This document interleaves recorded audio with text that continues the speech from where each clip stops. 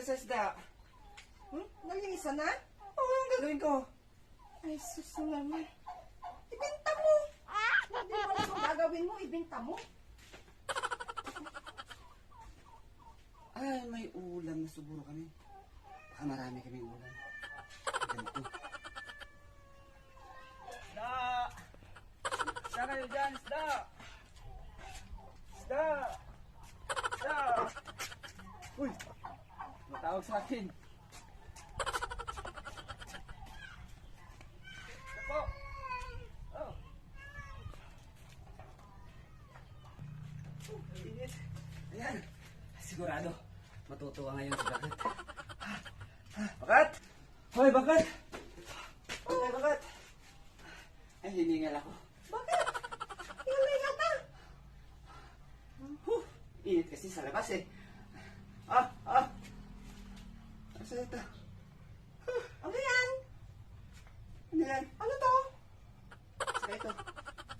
Wala na lang ano, di ba? Ang galing ko bakit magbenta. Nabenta ko yung isda. Ano ginawa mo sa isda? Ano ginawa mo sa isda?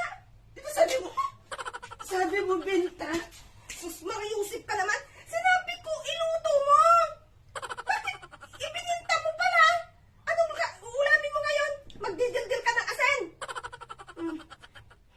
Yung mga palad mo ang iprite mo. Yun ang uulamin mo. Sabi mo, ibenta ka.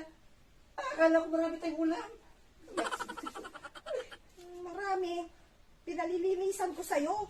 Bininta-binta mo. Ayun na. Akin na nga. Kasi, mo sa liwanagin, sinasabi mo, ibenta, di bibenta. Akala ko marami tayong ulam.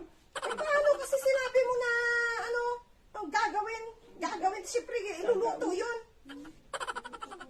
Puro ka, Wala tayong ulam ngayon. Ako naman. Bumili ka ng sardinas, oh.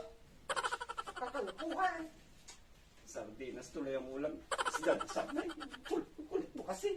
Naku, sabi, benta.